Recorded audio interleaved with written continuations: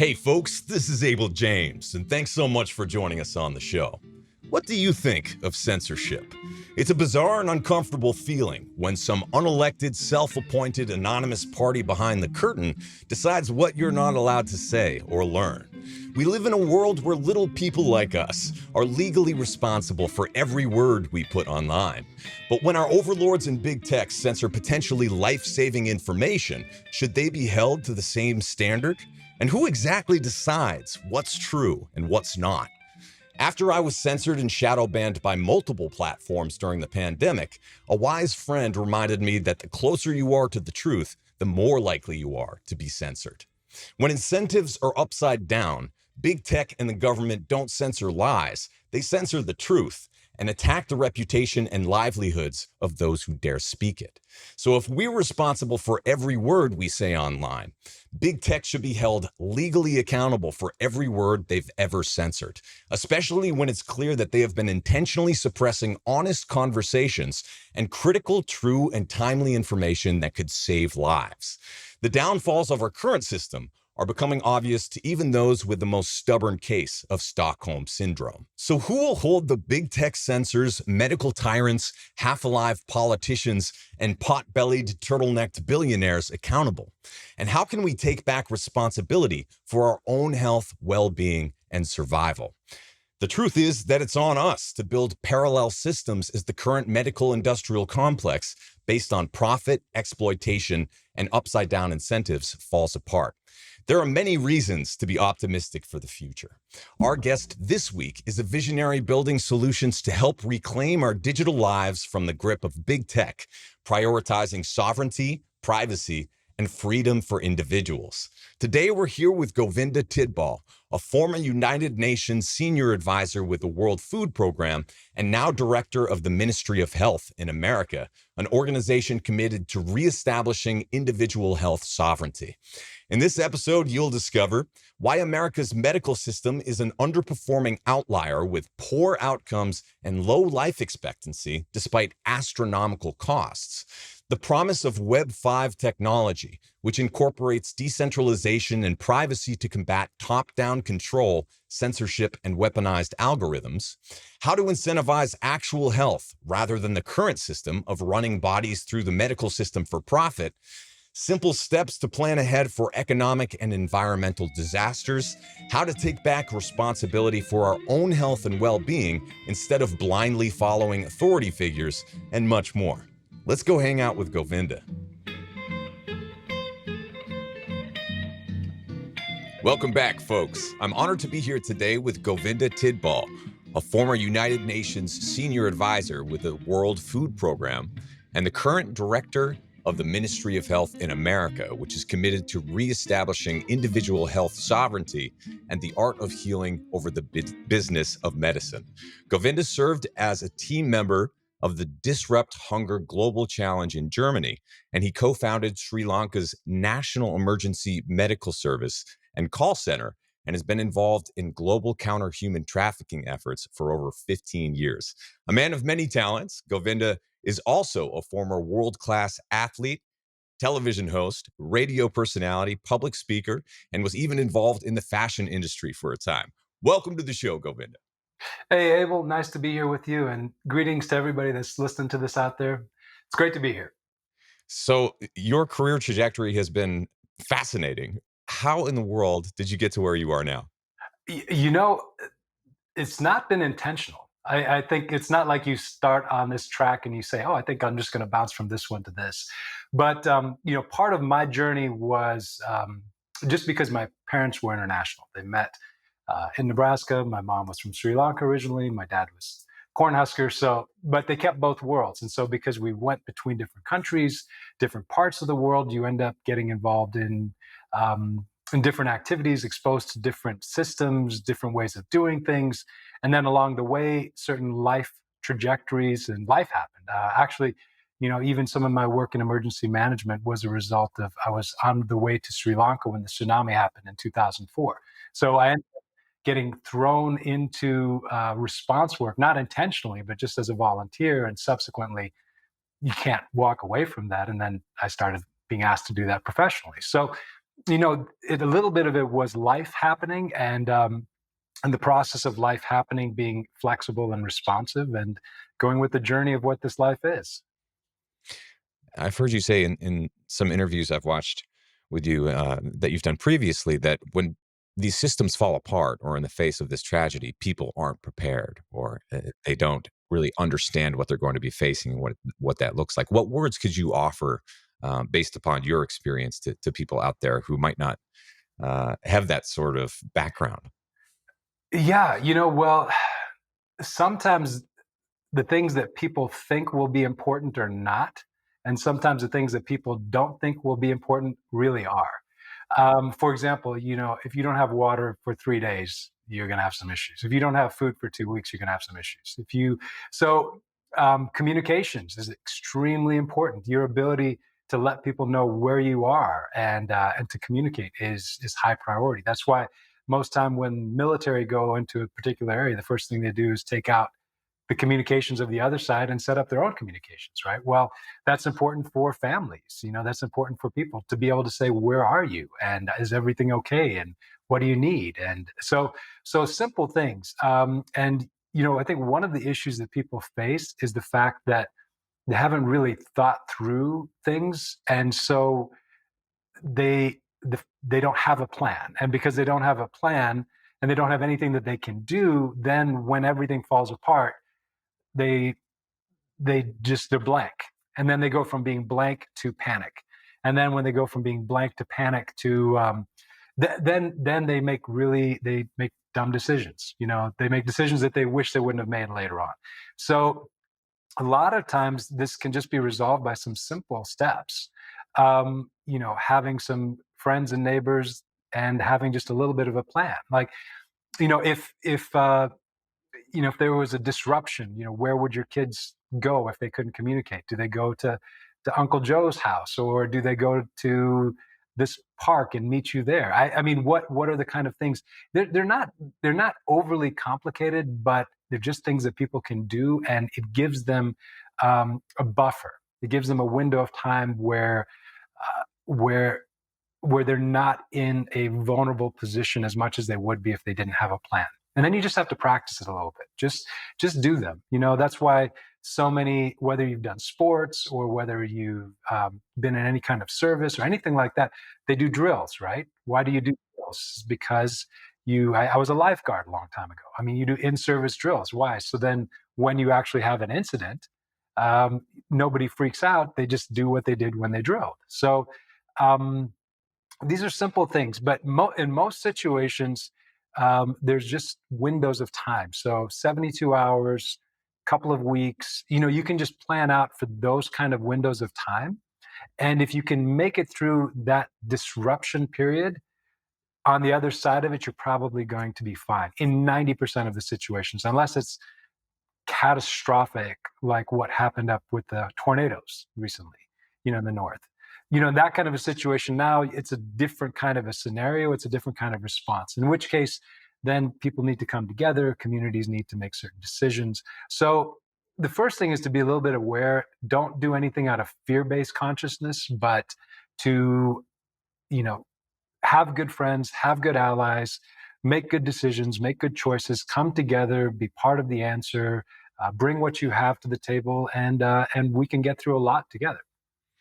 One thing that's interesting, if you kind of look at popular media or reality prepping shows, people have this tendency to think that what that means, preparation, is stockpiling all these guns and ammunition and 12 years worth of canned foods and isolating yourself in some bunker for a long period of time. But the reality isn't quite that antisocial, right? Well, okay, here's the issues with those things, right? Those are still based in a little bit of old world thinking. Couple of pieces. One, um, you're you may need some batteries, right? I mean, you may need some, like, they're just things that people, I, yeah, there's just things that people. There was a lady who recently, she was telling me this story, and I'm not going to say who it is, but her husband had bought a $500 Kevlar helmet, and she was just like, "What is he doing?" And for me, having been inside of war zones, the context in which you'd have to be in to actually put that helmet on is most people have no idea of what that context actually looks like and how many steps between here and there that you would have wished you'd have taken that wouldn't be that case. So yeah, I mean, sure, this is, I mean, it's beautiful in America that people have the right to keep and bear arms. It's beautiful that they have, but there's also other things that are important. Maslow's hierarchy of needs. Work your way up that those different needs and just prepare accordingly. So it doesn't. There's a lot of things that you can get through with just some simple preparations and just keeping your head and your wits about you. But coming together with each other, what happens is very often um, people will end up needing to talk with each other and come to a solution to address things they never anticipated, never planned for. Like, say you got everything in a bunker, but now you've got floodwaters that came through and they just washed out your bunker. Or say you've got all the supplies and everybody knows that you have all the supplies. Now you're a honeypot. So everybody knows that, hey, that guy down the road, that's the guy to go to because he's been broadcasting for years that he's got 25 years of food stored up. So there's other things that people maybe aren't anticipating, that we shouldn't be in self-preservation. We should be in okay, it's a concept I like to call. Have you heard the concept of mutually assured destruction? Mhm. Okay, so that's the old world system. Ours is mutually assured success. So we have mutually assured success when we come together, and when we come together around solutions, come together around the best in what's in all of us, and come together looking out for each other. There's the golden rule: do unto others as you'd have them do unto you. In the Vedas, they talk about, well, if you don't want somebody to do it to you, don't do it to them. It's the same principle, right? So, but those kind of principles, when we start bringing those back into the way that we practice our lives and we practice living, it's a very different world. And most of the things that we would end up facing, we can get past those and we can actually be much better on the other side of it. So, what about your experience being there for, the collapse of the monetary system and all the financial troubles, along with the food system, seeing what happens there? I know a lot of people are a little more on edge than they used to be in the U.S. and kind of the Western world. But what what can you offer based upon what you've seen in terms of what might the future hold for us? Sure. So, well, here's a couple of things. If you go, a lot of these patterns, you just need to look around the world and see what's happened in other places, right? So, if you look historically in the world of fiat, and there's a huge difference between fiat and money, and most people don't know the difference. Even if you look on, somebody pulls out a dollar bill in their note in their wallet, and if you look on it, it says Federal Reserve note. It's a negotiable instrument. It's not money. So when historically in the world of fiat, all fiat goes to zero at some point because it's just the nature of fiat, and it's not true money.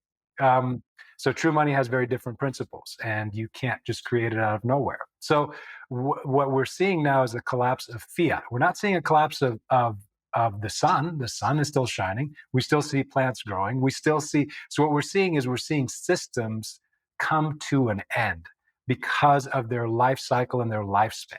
And so what people are struggling with is their dependency on a system. And it's not that so if you look, say, what happened in Venezuela when that country had a collapse. Well, the sun was still shining, crops were growing, but what broke down was the systems of exchange and everything tied into that. And so that was what ended up collapsing. When you look and see in this country, in America, when the Depression happened, you had people pouring milk out in the streets, but at the same time, people were hungry in other places. Now, why is the breakdown? Because somebody wanted the value, somebody was creating it, but there was a breakdown in the systems and the systems of exchange between everybody. So, what's going to happen in America is going to be that this is my take on it, my read on it, is that we will see an end to an old legacy system. The question is going to be what the new ones are that come up. And the new ones are going to be either they're going to be for and by the people, or they're going to be a repeat of the same old broken shop worn with a you know, tech polish on top of it, and meet the new boss, same as the old boss. So I think right now what you're seeing happen and coming up is we the people are coming together to actually say, yeah, I think we'll do it differently this time. So let's come together and let's build something different. The speed at which those systems come together to actually stand up the answers is going to be the length of suffering that takes place between here and there. And this is the part where it requires all of us to show up with our superpower. So whatever it is that you've got, bring it to the table, because we're going to need all of it. And it's the interim time between how long things sit there until they get addressed and stood up. And because again, too, there is this is a world of abundance. There's abundance everywhere. The problem we have has been management. We have terrible management, terrible global management that is an absolute failure, that does not know how to solve anything. One of my statements, I say we could triple the population of this world today, 3 times. We could triple it today. And if just the things that I'm aware of were not hindered but brought out, everybody would be taken care of in a level of abundance past anything that anybody can think of right now. This is no new tech. This is just the application of what's already there. So the fact that we have people in the world in positions of the powers that should not be, I should say, that the fact that we have those ones in those positions that are freaking out because they don't have an answer. It just means they don't have an answer. Just doesn't mean there isn't an answer. It just means they don't have one. So we, the people, actually have them. We just need to come together to implement them. And, we can lament the breakdown of some of these systems, but if we look honestly at what's going on, the incentives of those systems are upside down to begin with. So you're involved in kind of building parallel systems that hopefully right the ship in terms of incentives, how to, provide for the benefit of the future of humanity. So let's talk about what you're doing there, as well as what we're looking forward to in that regard. Okay, which part do you want to talk about? Because there's a lot. There's a lot of different things moving all at the same time. There's a lot. So the Ministry of Health in general and Detox America are a few of your projects. Maybe you could just start by explaining what the mission is and how you began that process of putting those projects together. Well, we welcome everybody out there to consider joining the Ministry of Health in some way, shape, or form. And so part of how I got involved with the Ministry of Health was when I got back to the States, and I'd been overseas. And actually, I was not keen to be engaged in the health space again at all because of some of my international experiences. But when I got back here, a lot of my friends that were healers and doctors in Texas, they said they were lamenting their COVID experience. And they were basically lamenting it because for them, the ones that really took what they were called to do seriously, they felt like the systems that were around them were against them and their patients. So this was their experience. This is what they were sharing with me. And they're saying, look, this is not a working system. Why is it like this? And what can we do about this? And so that just sort of started the rabbit hole for me. And I didn't necessarily want to go into this space, but I just started asking some questions. That's part of equity, is just asking questions like, why is this like this? Now, when you start to look at the system of health in America, what you see is that if you take, say, the top 11 economies in the world, you take you cluster map them, you'll see 10 together in America, 10 together in America. It'll always be this outlier. The United States will always be somewhere, and it makes no sense why and it keeps going up. The cost was 4.1, that's 4.3. It just trillions of dollars going into health in this country, more than anywhere else. And yet the health overall, one is, I think it's 33rd in the world between Czech Republic and Bosnia. And so health-wise, and declining, the life expectancy of people in this nation is going down while the expenditures are going up. So statistically, that is a disconnect. And then what you find out is that we don't actually have a health system in this country. What we have is the business of medicine. So the business of medicine is very different than a health system because there's no connection to and there's no true connection between the incentives and the alignment for something that is for the health of the people and the system that people are participating in. So now if anybody has actually gone through and had their experiences, whether it's with insurance or with doctors or with whatever it is, all the incentives are around treatment and around running bodies through the system. Now, that's not in line. That's not in line with health. That, when you're truly healthy, you're not really going to the doctor that much because you're healthy. You're spending time doing your work with your kids, fully engaged, active. That is what most people in this country, their thought process on health, because a lot of times it's connected to fear. They're used to just jumping into treatments, and then how many? I don't like this term about hacking health. Right. I don't either. No, I don't. I don't like this term where people are just oh, they're going to hack this and hack that. Can we get a nice stable baseline of what health is, and then make those tweaks as we need to? Then when you start to dig in a little bit further, you find out historically what happened in this country. We were in a much better place health-wise over 100 years ago. But then what happened was there were financial incentives and certain parties that took over the space of health in this country and pushed out things that were actually much better for health of the people. There was a really good show I watched recently that's called Introducing Homeopathy. And it was shot with the help of people in the States. There's a statue in Philadelphia of Hahnemann, who is the German homeopath 200 years ago that began that whole formalization of that whole practice. It's a tremendous practice. It's the second largest medical practice in the world. And yet in America, most people don't know much about it at all because it's kept away from the people, because it's low cost and incredibly effective at addressing things at a root level. When you have the business of medicine, the last thing that they want is people to actually have things addressed. Because that loses the customer base, right? So we have to actually, once you start to realize this, it's we the people that need to actually make that decision, take that responsibility, come together, and then be able to start writing. And you talked about writing the ship. One of the issues we have is actually it is the ship. We don't need to be in the ship anymore. We need to get onto the land and to get off of the ship, because the ship, everybody's treated like cargo. Everybody's treated like a commodity. And we are not commodities. We are not cargo. We are living men and women, living souls that should be optimizing our journey here during this life and during this experience. And we should be helping each other to do that.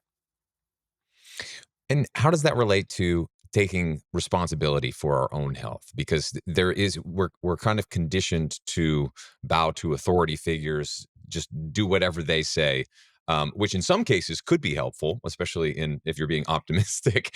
But from what we've seen in the past few years, that certainly hasn't always been the case. And a lot of people are waking up to the fact that these incentives don't align very well with our health. So what are some ways that we can take our health into our own hands? Yeah, I think one thing we just to touch on that, we should give a little bit of grace to each other in this whole process, and we should be less around picking sides. So this is a statement I made recently that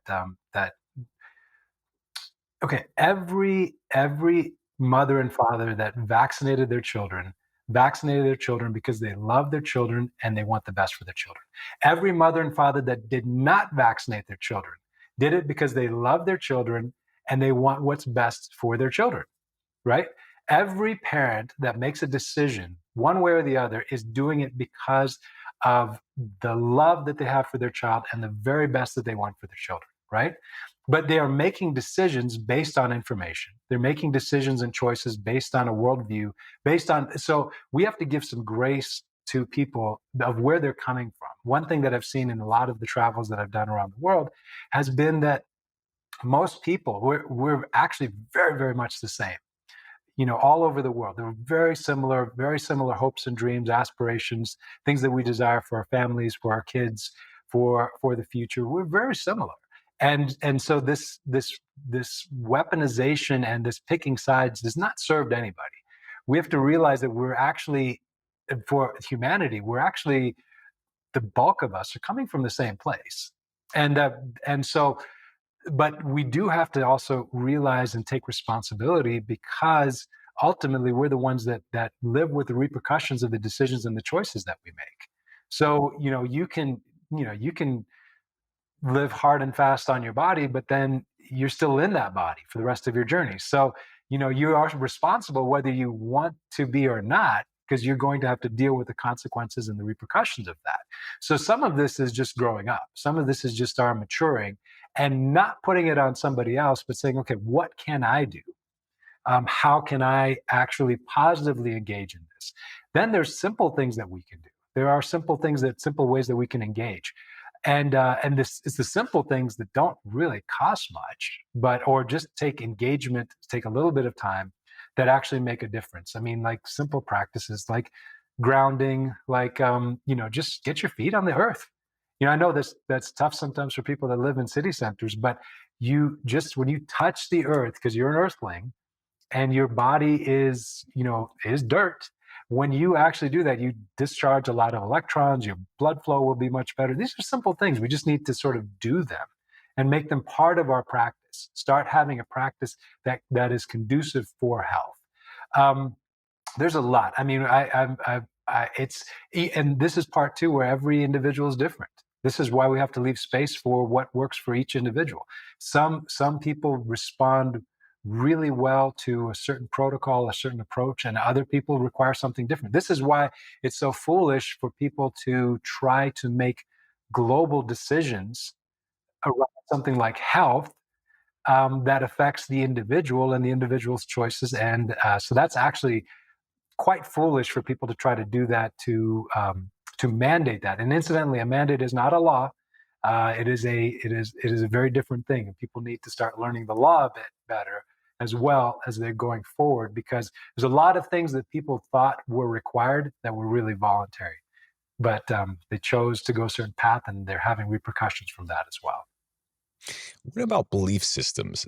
A lot of people, when they first hear about grounding, they're like, "Oh, that can't be real. Homeopathy, I don't believe in that. Gut health, that doesn't actually affect me." Like so many different things. You're kind of fighting this uphill battle. How do you folks approach that? Oh, well, I'm not fighting at all. I'm, part of this journey is people to, if you continue to do what you've always done, you continue to get what you've always got, right? So if people are happy and content with their existing journey and their existing path, then they will keep going on that. If you know that there's more, if there's something that stirs within you, then you know, then look into that. And this is going to be part of people's own journey and discovery. I don't really see, birds that are out there that are making a stop at the pharmacy. I don't really see, I see a lot of things in nature, when nature is properly functioning and active, where things work. Nature works when it's allowed to do what it does. It's self-regulating, self-balancing. And the more that we actually connect with that, not trying to hack nature, but actually just connecting with nature in its truest form, I do see the benefits of that to us as individuals. Um, there's so much now that we're beginning to learn and rediscover, because we're also realizing the old systems don't work. And we now, this is where we have the revisionist history taking place, and the revisionist history is trying to remove certain things that were already there. So you have to find old books, you have to find true history, you need to connect with what's been in other countries, and then you start to say, okay, who has a vested interest in keeping information away from people? So there are vested interests, and so I would encourage people to be mindful of their intake of information. See, even now with AI, there's a danger there, because people don't even do a search anymore. They just ask the AI. And whatever the AI brings back, they assume that it must be correct. So if you have an AI with a vested interest in programmer bias, you're going to get skewed in a certain way. So people need to be more mindful of even that. We should have our own AIs. We should have trained models that are actually in line with the search that you're trying to do, and build on this. So yeah, I mean, right now there's a lot happening in the world, but for people that are, I'm not at war with anybody. I'm at peace, And but if people would like to experience a journey and they want to go and a journey with other people that are doing something different, there are a lot of us. There are more and more of us every day. And I think there's a lot of people too that realize that you know, moderate sickness all day, every day for their entire life is probably not the design, God's design for their life and their experience. And is there a way for it to be any different? So, that's a question. And then they should ask that question and search it out. And what are some of the ways that you're approaching health information? Because we're kind of in this state now where we're used to being surveilled and having all of our data sold to who knows where, who knows what, for what reasons. Um, you're taking a very different approach to that. What does it look like? Well, yeah, you met us at a very interesting space in Austin when you were at a Web5 event, and so, and this is the time too where I think people start. I'll put this on the radar for those that are out there. The world of Web5 is already on. It's on the horizon. It's coming, and a big part of what Web5 is decentralization, true decentralization, responsibility, people actually being back in control of their data and permissioning their data as they choose to, with their eyes open, right? So one of the issues that people have, and this is I've heard this expressed where the people are like, oh, if you have nothing to hide, why would you want to be private? No, there's a lot of things that you don't want to put out there for whatever reason. Just for example, your location data. Why do you want, if somebody wants to sell you something and they know you go to the gym at 6 a.m, do you want them waiting for you on the front door of the gym when you just have like 45 minutes? That's nothing about, you have nothing to hide. You just want to get in and get your stuff done, right? So you don't want to be marketed to. There's more nefarious things around that as well. What happens when people know more information about you than you even know about yourself? Or what happens when they start to make decisions around your life and your journey that are immoral, irresponsible, unethical, but you don't even know that those are being decided because weaponized algorithms are taking all this granular data around your life and making decisions and choices for you. This is where we start to say, you know what, I don't even want to get into any of those conversations. I think I will bring my data back to myself. I'm going to take it out of the public and bring it back into the private. I'm going to start using the tools that are there and available to do that. And then I will start permissioning that with my eyes wide open, with conversations with those that want to come to me in a true exchange, a true, you know, eye to eye, like look me in the face and tell me what you want this for and what you're going to do with it. Let's start there because that's actually much more humane, much more in line with who we are as living souls on this earth. So the Web5 world allows for us to be able to do that. So self-hosted servers, you can convert phones. We use Graphene OSs. You can use that operating systems, Tails on hard drives or on flash sticks. These are terms I know people are going to be going out there and just typing these into computers and searching them. But you can, in the Web5 world, when you start having the support around this, you can start to actually utilize these systems to bring privacy back. And so you have the technical ability to do that. With the Ministry of Health, we also have the lawful container around all that we do. So we leave the space for people to come in as they are. So Abel James, by all means, you can come in as Abel James, not Abel James of all these other things, but just who you are as a living man, right? We come in like that with responsibility for who we are, for a reason and for a purpose. So that is part of how we engage.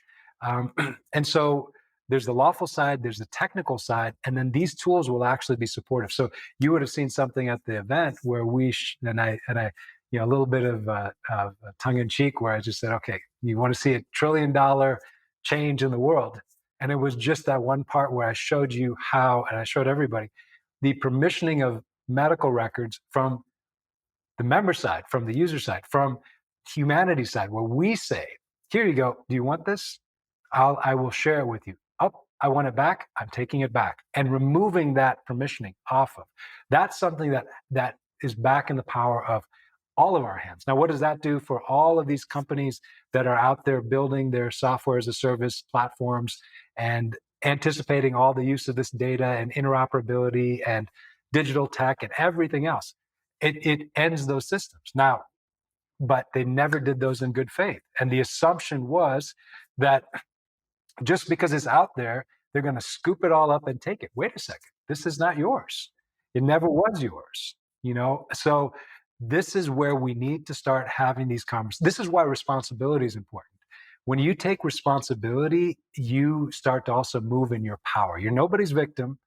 We're nobody's victim. When we start to do that, we start to bring our power back to ourselves. How do you incentivize actual health versus the system that we're looking at right now? Well, first we have to look at how the current system is incentivized. The current system is incentivized as the business of medicine, which is running bodies through the system, the sale of products and multiple treatments. And every 15 minutes, the doc's got to see the next person that comes through the door.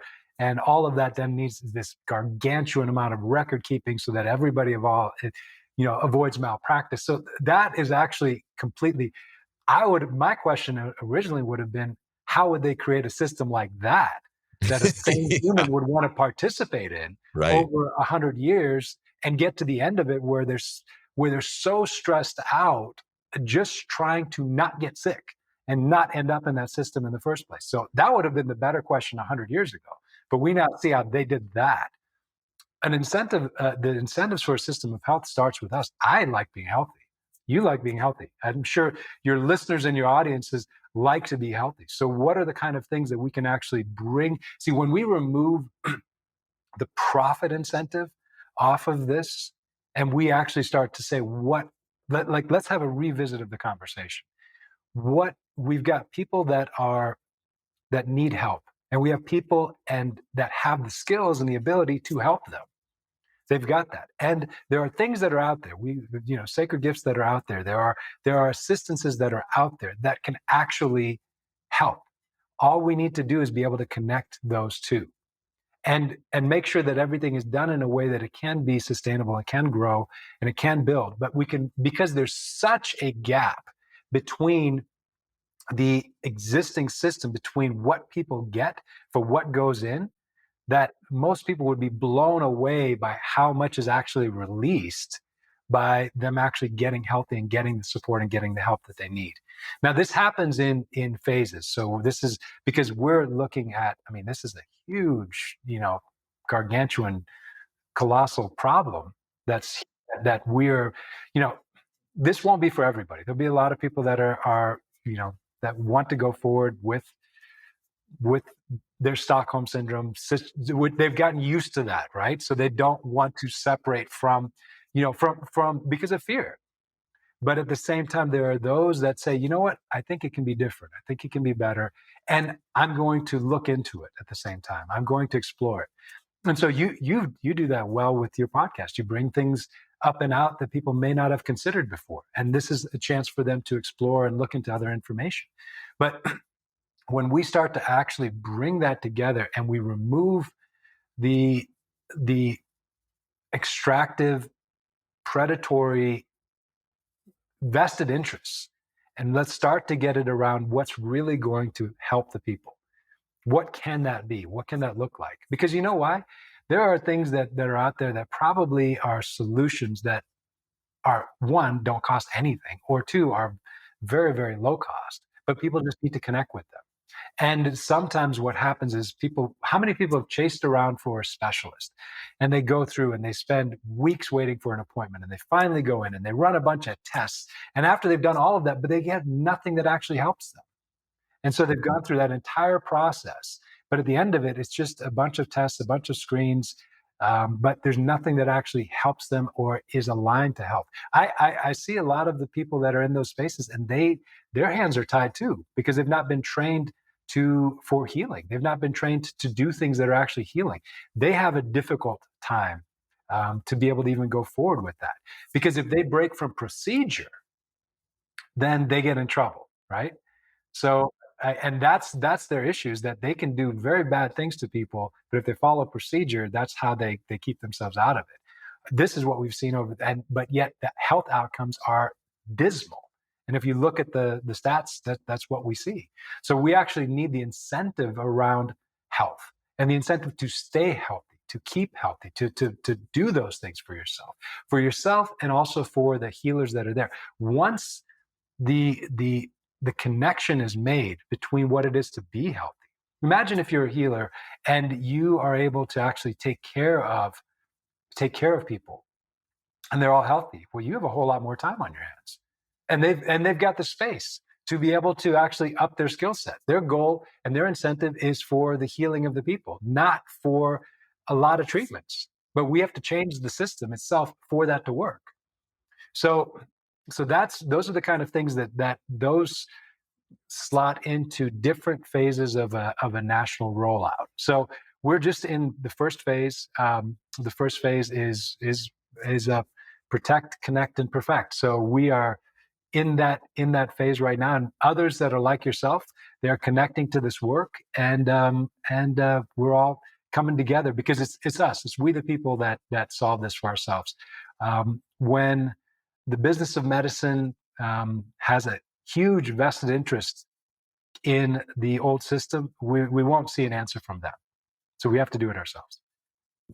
What are some things that they probably don't want us talking about right now that we should, involving some of your initiatives? Well, so I'll bring one forward here. Grab this guy. So this is something that actually has gone out on, and I'm not sure when this interview is going to air, but this is something that's gone out on May 13th, 2024, to the Director General of the World Health Organization. And essentially, this is a notice of liability for private right violations. And what this is and what this does, and this has actually gone to the U.S. President. This has gone to the Director of Health and Human Services. This has gone to the head of the UN, as well as the governor and the attorney general of Texas. Now, in this as well, we've got all the notarizations and all the other good stuff that's on this, and everything for the formal processes for these documents, and a very, depending on what the dollar's worth in the future, extremely steep fee schedule for violations that would take place as a result of potential signings of the World Health Treaty at the UN coming up here at the end of this month, in the end of May. Now, what's the reason for this? Well, what we see going on with these treaties is, again, this is all around money. Why would developing countries that actually did much better during all of the COVID fiasco be coming up to the world and talking about equity? Wait, you guys did better than these other places that did all of their interventions. Why would you be asking about equity? It's all about money. So it has to do with, this is around money, cash grabs, and power grabs. But here's what we the people need to do. You need to start moving in your power once again. And so what we're doing is we're reestablishing those parameters. And so what now has gone out to the World Health Assembly is global personal liability for any of the signatories of the World Health Assembly treaties for any of the mistakes that any of them make that accidentally violate the rights of any of the members of the partners of the ministry. And I won't even go into the potential alliance partners that are in this that will activate this, but all I can say is that they do not want to be, receiving the bills from these people. Yeah. So what is happening right now is that we are actually recognizing how they do what they do and the nature of what they're doing. And then we're saying, okay, well, this door swings both ways. So, the way I would put it is, it's like, in Texas, right? So you have your toll roads. You're driving, and here's the road, here's the sign. What we've sent them is the last free exit. So if you want to, this is where you get off. Like, cease and desist, go to the right. But if you keep going on this road, here are the charges that are waiting for you on the other side of this. So we'll have to wait and see how they respond to this and what they'll do. But every pertinent, immediate individual inside of the states, they are aware of this as well. They have their return receipts on the way. So we have that lawful chain of custody. And those kind of things and those kind of initiatives, we the people should be putting them forward. We can't be waiting for other people to solve this stuff, because it's the problem too. One of the mistakes that we keep waiting is we wait for some Superman or somebody else to do the job. And listen, it's all of us. Every one of us needs to come together and do the part that we can do. So what is now there and it's in place is an actionable tool to seek redress if it comes to that. Now, it doesn't absolve them of any criminal penalties or any of the other things they may be engaged in that we don't know about, but it just basically says, look, here's the charges for these private right violations, which have to do with everything from false arrest, detainment, just you go down the list. It's all there. So the reason that we need to be starting to use these kind of tools is that they are all engaged in commerce. It's all about the money. And once you start to realize that it's not about health. None of this was about health.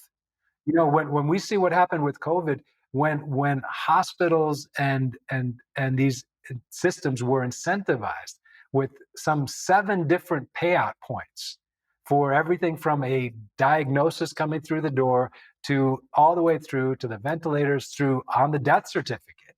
When there is a cash payout all the way through, you start to see why people did what they did.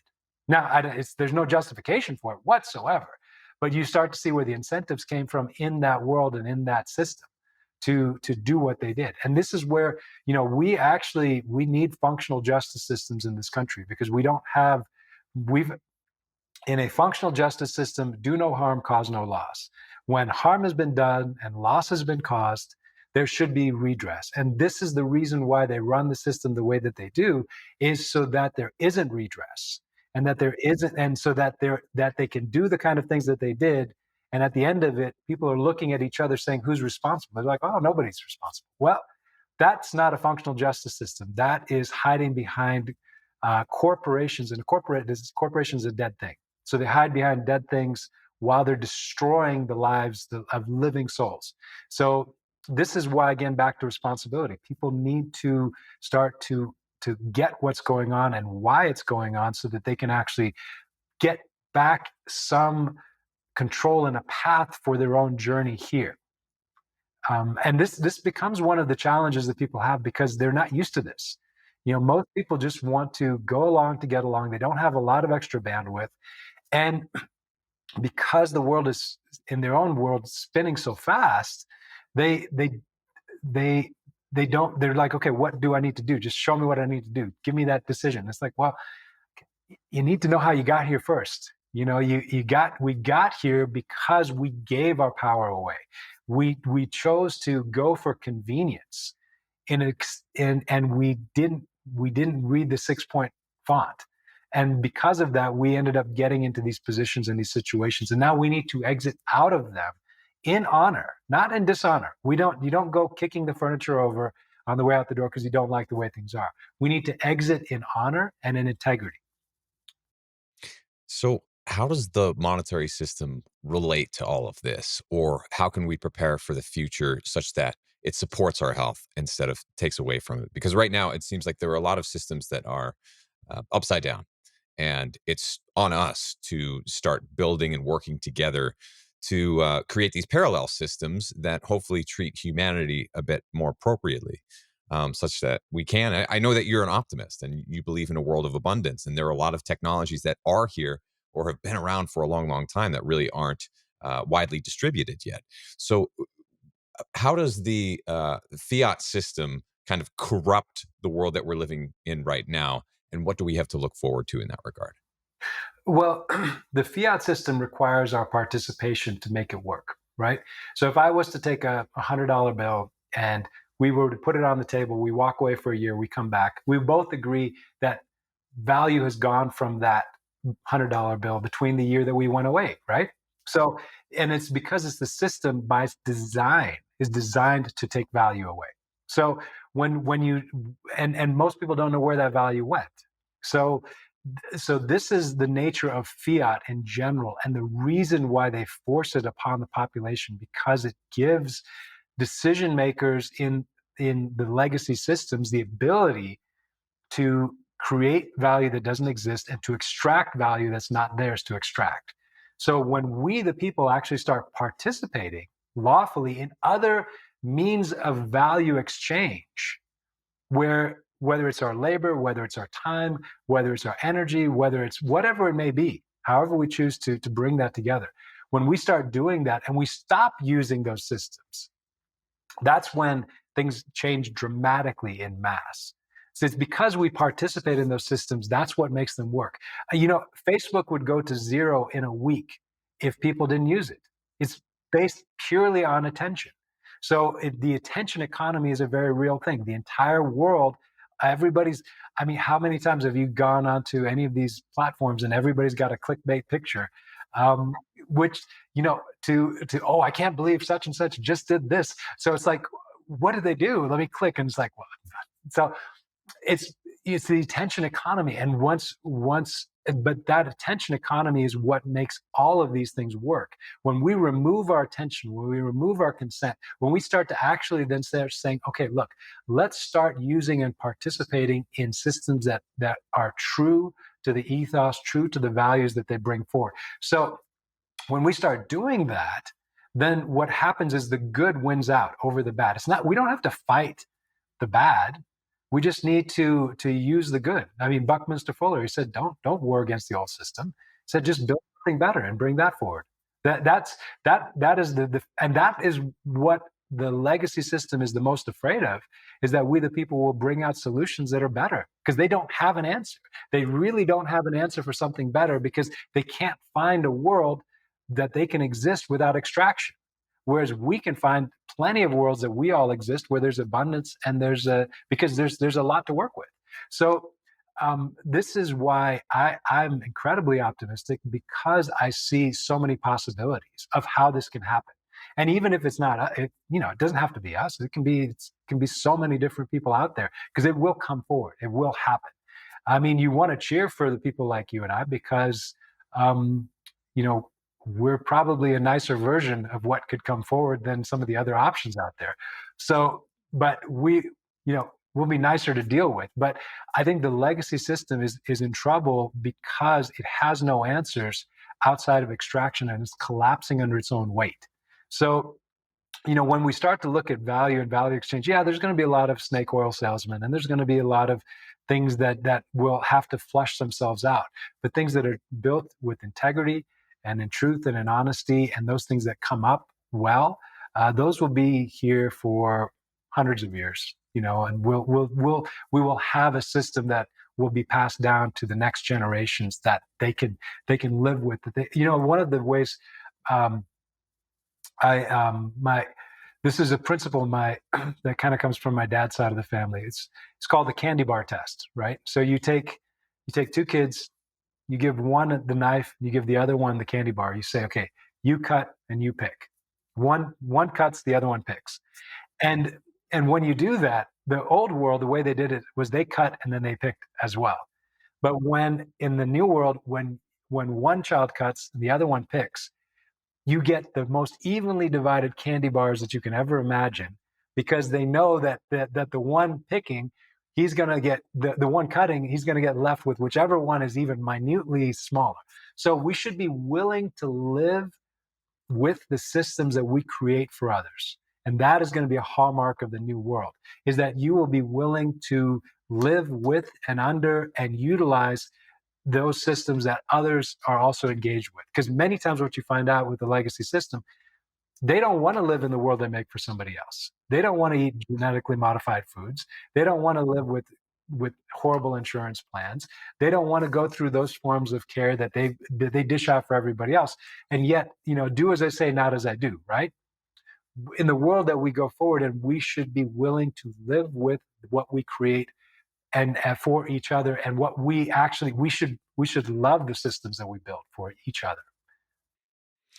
I'm curious about your take, or maybe a rant, or maybe a non-rant about censorship, shadow banning, and all of that tomfoolery that's been happening in the past few years? It seems to be. I don't want to ask too much of a leading question, so I'll just let you go. So, on a personal level, I've experienced it just because I've said certain words in the same sentence that gets flagged and weaponized by AIs that just pull it down, and I get that. I've got tons of those videos that have come back from the YouTube world where they say, "Oh, this has been taken down for our nebulous terms of service." What is it? Can you tell me? Like, it's violated community policies. What community policies? I was recently at an event in during South by Southwest, and there was a conversation happening with some professors of law from some major universities, and they were talking about what happened with Jay Bhattacharya and his information being taken down during COVID.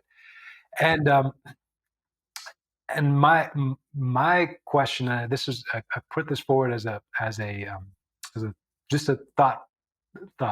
So when I was in high school in the States, this a situation arose where there were some kids. They did something stupid. Middle of the night, they went and they took down some four-way stop signs, and in the middle of the night. And then later on that same night, and they just stole the signs, and they were being stupid kids. But later in the night, there was two cars that both ran the signs at speed, crashed into each other. One of the drivers died on the spot, and then subsequently, the police did an investigation, found out what happened. These kids were picked up, and they were tried as adults because they were old enough to be tried as adults.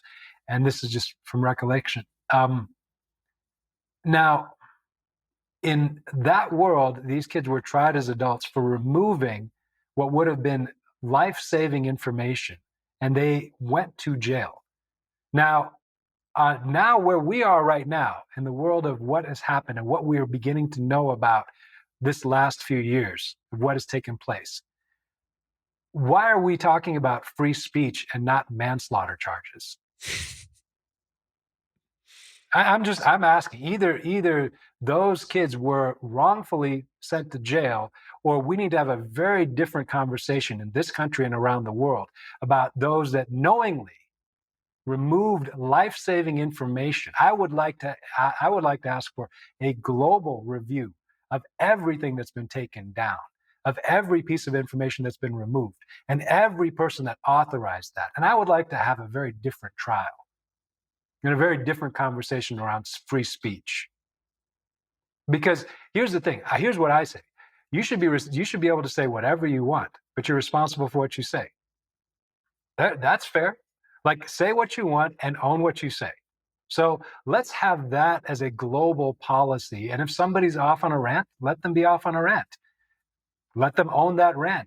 I mean, right now, I think we've all seen the Chris Cuomo turnaround in the last, this has been something. I mean, here's a guy who was, doing whatever he was doing, and then now he's had a complete flip flop on, and he's saying, "Oh, hey, we were wrong."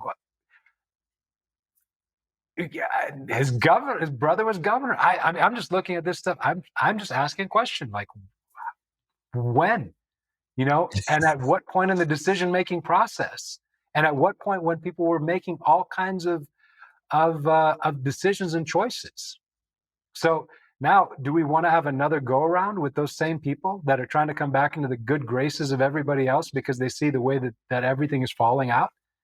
I really don't want to waste any time there, because why would any of us trust those old legacy systems to do one more round of any of that? I'm done. I'm done. I've been done for years.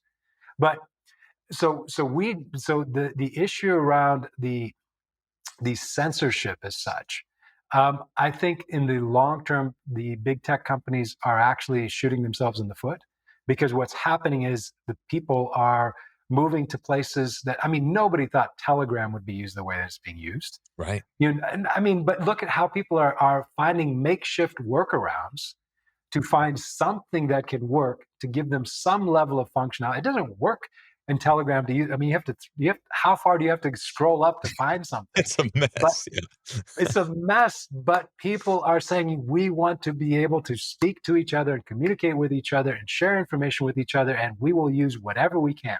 So this is why the world of Web 5 is just going to be the death note for Web 2 and even, iterations of Web 3, is because the people, they are choosing to say, you know what, and it's just the tech that comes out that supports all of this. So it's coming. I mean, we'll be some of the people that are using it, but it's coming. And as it comes forward and as it comes out, people will connect to content creators that they like. They will be supported to be able to do their work. So the content creators out there, they don't have to be doing the equivalent of busking. My gosh, I mean, how many people that are out there that create tremendous content that have put themselves out there? And I applaud you, the ones of you that are out there that are true researchers, that are doing it for the right reasons. I mean, this is something in Detox America. We had a team of 21 researchers from around the world and we had some of the leads that were connecting with us, and they found out what was in the shots years ago. And they tested over 3,100 in multiple countries. And this research is in detoxamerica.us. So if you go into detoxamerica.us, it's there. I was asked to do an appearance on Stu Peters' show over a year ago now. And I talked about the research summary that we were given in advance prior to them, whenever they decided to do their publishing, because they're still testing. But now here's what's amazing to me. Like when they started to have certain pieces of their information being shared, all they got was attack, slight, their professional credentials. One of them had their labs raided. Somebody else had a visit from the FBI, the stateside people. Now today, everybody's like, oh, hey, yeah, nobody knew. What do you mean nobody knew? Everybody that had any clue knew that there was something not right here. Now, what do we see? Around the world, we see a global pathology developing everywhere. Well, how is it that if you have 13 different brand types, that everybody that got those brand types are having issues? How is that possible? Wouldn't you have one really good brand and one bad brand? Wouldn't you have some people that don't have these particular occurrences? Why is it that there's a global pathology developing around everybody that went with the program? So now these are the kind of things that I'm just asking questions. Now the research is in there, but you have to go to detoxamerica.us to be able to see it, because this is, again, not information for public consumption. Because we've seen that when we start putting this stuff in the public, what do we get? We get the weaponized AIs, we get the stuff being taken down, we start to see, and then the people that don't have a heart for it. And you know what, frankly, yeah, there's a lot of people that want to whistle by the graveyard right now because it's uncomfortable. It's not like you backed the wrong team for a football game. Right? This was your life. This was your health. These were decisions that you made. And now this is why, too, it's so important that people get on it and help each other. Because if we start to mitigate this as best we can potentially have more time. We can have more time. People can have more time with their kids, and we can actually, if we could start resourcing and supporting the people working on solutions around this, we might actually be able to find a solution. Because I'm convinced there are people out there that have been working in their basement for the last 3 years that have just been, like they know what's going on and they have been putting solutions and answers together. Those are the ones that should be brought out and be able to have places where they can bring those things out, and we should be scaling those to everybody right now that needs it. That's what we should be focusing our time on, and not, I really care less who gets elected. I have zero care about that. You know why? Because I've not ever seen a political answer for any of this. I haven't. Every time that people look and see, I have seen more success when you and I get together and we do an answer, and those people just stay away, because I've not seen much answer come from them at this point. I would like to, I'd be hopeful for that, but if they want to be part of the solution, then sure, let's talk about the solution. But this mudslinging, pick a side, any side, I'm not into that. Let's be on the side of truth, and let's all be part of the answer together. I love that, and I love your answer too to the censorship debate. A few years ago, in the kind of the midst of the pandemic years, I was on a free speech panel with a law enforcement agent um, from a three-letter agency, and he basically said, anything you post on social media, you're responsible for legally, and there are a lot of repercussions that can happen. Yada yada yada. And I offered, well, if I'm responsible for everything that I say, then whoever takes down something that I say is responsible for everything that I said that they took down, and they need to justify it and also be held accountable, don't they? And so that kind of like rabble, and everyone started talking about it. But how could that not be the system at some point in the future? It's certainly not right now, but I hope in the future it is. Well, and that goes the difference between being a platform and being a publisher. If and so you've got, what is it, section 230 exemptions for, so whether you are a, if you are a phone line and people are just talking over the phone line, you are now you're just a platform. But if you are choosing what goes on that phone line, you are now a publisher. So the difference between those, so this is back to protections. See, here's the issue as well. We've got a lot of those guys out there that they want to have their cake and eat it too. And they've been doing that because because of that whole old system. This is again why we the people have to see what's going on and choose to sort of exit out of those places and say, you know what, just let them do what they're doing. Let's come together with our own answers, because the answers are actually simple and they require our engagement in order to be able to even have that system continue to function and perpetuate. So, you know, the levels of, okay, we talked about the financial system. Well, all of it is around leverage and rehypothecation, but it's ultimately based on one initial resource, right? It's that initial resource you put in the bank that gets lent out again and again and again and again and again. If you remove that from the bank, all of a sudden now they have nothing to rehypothecate on. It's the same with all of the rest of this. When you remove your attention, there is no data to sell. There's nothing to work with. There's nothing to rehypothecate on. The whole house of cards crumbles. When you and I remove our consent, our attention, our engagement, our involvement, our life force from them, that thing ends. And that is, this is the part where I wish people knew their power. When we start to actually do that, all of this changes. And that changes exponentially fast. Like right now, there are things that we're aware of within the Ministry of Health, within our partners, that are incredible, that are helping people, and people are reporting back incredible, you know, improvements in their health for their own experience. Now, what does that do? Well, what is that doing to the business of medicine is, you know, they don't have cash cows when people are actually starting to get healthy. So I'm excited about seeing that, because what I'm seeing is I'm seeing that things that are helping and truly addressing are actually connecting with the people. And I'm seeing the stories come back to us of around what that is. And in the future, when now we're talking about free speech, we also need to start talking about outcome-based health.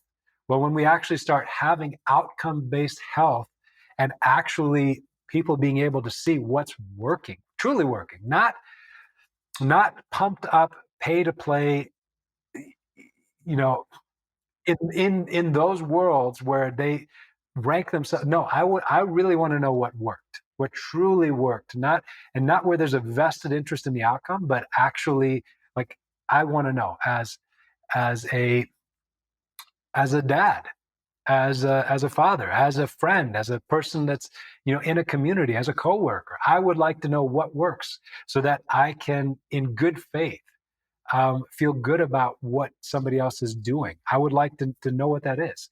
And does that mean that we're going to get everything right? Of course not. But, you know, because this world is such that you know, everybody's different and we're all having different experiences. But if we go forward with the right intent, with the right heart, with the right engagement, with the right purpose, we're going to see a whole lot better world in the future than what we've known and experienced coming up until now.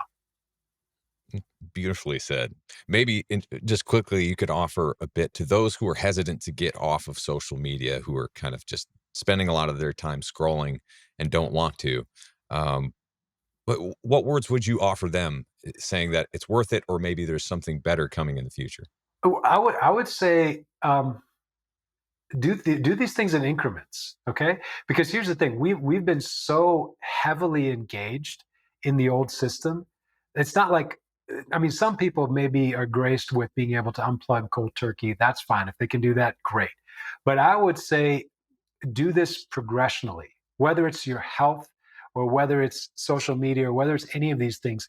Start to, once you know where you want to get to, and then you start to, and you realize where you are, it's a journey between here and there, right? That's basic strategy.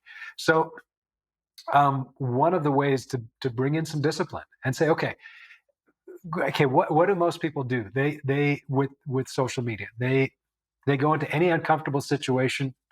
First thing they do is pull out their phone, look at it. Let me put my consciousness somewhere else and get something that's entertaining to me, right? Start. So a simple way is turning off notifications and batching, right? So if you turn off your notifications, so it's not pinging you every time. I think one of my experiences was I was actually on a motorcycle and I was about to hop onto a highway and there was a WhatsApp, or not a WhatsApp, a Facebook Messenger ping that came up right over my maps. Well, and I was like, okay, this is ridiculous. So I just started uninstalling these things. I'm like, you have no sense of timing whatsoever, right? Um, so being able to, but turn off notifications for one, and then when you engage, do it on purpose. So if you engage, you know, do it 3 or 4 times a day, but just say, okay, I'm going to purposefully go and engage, check my messages, check my emails, do those things, but don't just let it be your default. Like, hey, there's these snacks that just sit there on the kitchen counter. I walk by, I just grab one, right? It's just move it to a spot, change the way that you relate to it a little bit. So just begin to bring a little bit of discipline into your life. Listen, when you start to bring some discipline into your life, whatever it is, whether it's your health, whether it's exercise, whether it's structuring your world, whatever it may be, you will see that you're the one that benefits from it. You, the listener, you are the one that benefits from it. And everybody else that's around you in your world, they benefit from your discipline because they get to live in that the benefit of your life, whether you have better energy, whether you have more time, whatever it may be. So I would suggest just that first step of beginning to batch and turn off notifications and do it on purpose. Doesn't mean you get off there, but it just means that you do it on purpose. And then begin to start realizing, hey, wait a second, I've got more thought. I've got more bandwidth available for other things. My life is not clouded with a lot of stuff that's noise. I sometimes what happens too, is that people ask me, oh, have you heard about this or have you seen? Actually, no. I'm missing so much that's out there. Now I get, because I have friends and I have a few groups that I'm part of, I get the general highlights because I have people that this is what they do. But I am not spending a lot of my bandwidth and my time. I kind of, here's just a general way that things are working for me. I probably spend maybe 10% of my time anymore in that sort of aware of what's going on out there. And I'm spending probably 90% of my time and my engagement in creation, in manifestation, in bringing things out that are part of the world that I would like to be a part of. And you know what? One, my life is much more rewarding. My time is much more fulfilling. My engagements, my interactions are tremendous. And I'm not wasting my life on a screen that's this size. I don't need to waste my life on that screen. I'm grateful for the tool, but and also too in the future, I want the tool to work the way that I work. So this is why, things like a Graphene OS, where every app is sandboxed, not talking to each other, and it's not creating an entire profile around you. Like, those are the kind of tools that we'll be moving towards in the hardware in the future, and people will start to get back their peace of mind, because we need that. We need to be able. The tools have tremendous functionality, but they've been weaponized against the people, and we need to keep the functionality and take the weaponization away and spend more time in actual interactions with each other.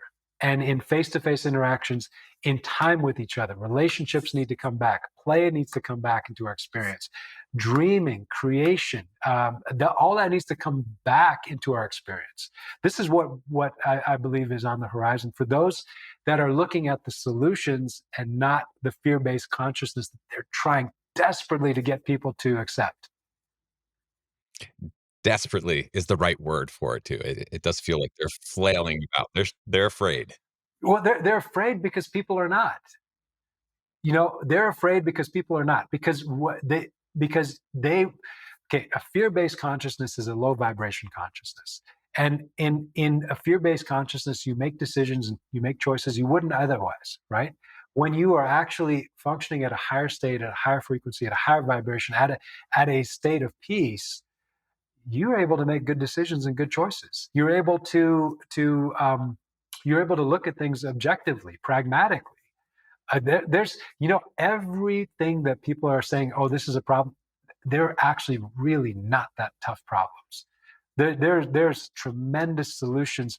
Every single, I would take any one of these guys that is in these positions, if they truly wanted to have an objective conversation and we had to actually solve things, I would challenge every one of these guys to come into a conference room, be in the room, and bring the people with the solutions. But we have to implement them afterwards. We're not going to go through that process just for a sake of just consideration. No, we need to actually implement solutions. And I know that there are solutions for every single one of the major problems that the world would say are a major problem. Plus. Like this world could be incredible. And I know that because I've been around enough of the answers to know what's already out there. And then this is just the stuff I'm aware of. So yeah, there's my thought process going forward is that if we just all come together, the people that actually care about this, and it doesn't even take the majority. It really doesn't. We don't need to have the majority of the world because many times it's a small group of people. I mean, that's the Margaret Mead statement everybody's heard, but it is that small group. It's whether it was, America's independence, it was not the majority that did that. It was a very small fractional percentage that actually got out there and did what was necessary for this nation to have its independence. It's always been a minority. It's always been a small group of people, but it's been a committed group of people that said, you know what, I think we want things to be different. And those are the ones that make the world a different place. So that's, I'm blessed to be surrounded by people like that, because I think what happens too is those are the ones that then end up coming out, they come forward because it resonates with them. So I'm very encouraged because I see more of that happening now. And I see a better future for all of us. I do as well. Here. Well, Govinda, so much fun to talk to you. We'll have to have you back again soon. What is the best way for people to find the Ministry of Health and your work? Well, so there's a few things that are in the kitchen that are coming up, but right now, just detoxamerica.us. That's a good initial place. You can connect there, and then we will be able to follow up with people from there because, we do get their contacts there. But that's still Web 2. Web 5 is coming, and so we will be able to let people know more as we continue to go forward from that. So. Ministry.health will be up soon. That's going to be quite incredible. There's a lot that's happening, and this is what's beautiful around the Web5 world. We can scale solutions very, very quickly because the whole world is becoming part of that solution and that answer.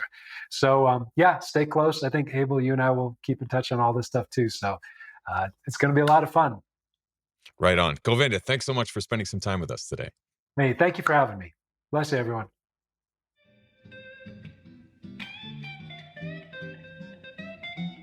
Hey, Abel here one more time. And if you believe in our mission to create a world where health is the norm, not sickness, here are a few things you can do to help keep this show coming your way. Click like, subscribe, and leave a quick review wherever you listen to or watch your podcasts. You can also subscribe to my new Substack channel for an ad-free version of this show in video and audio. That's at abeljames.substack.com. You can also find me on Twitter or X, YouTube, as well as Fountain Fountain FM, where you can leave a little crypto in the tip jar. And if you can think of someone you care about who might learn from or enjoy this show, please take a quick moment to share it with them. Thanks so much for listening, and we'll see you in the next episode.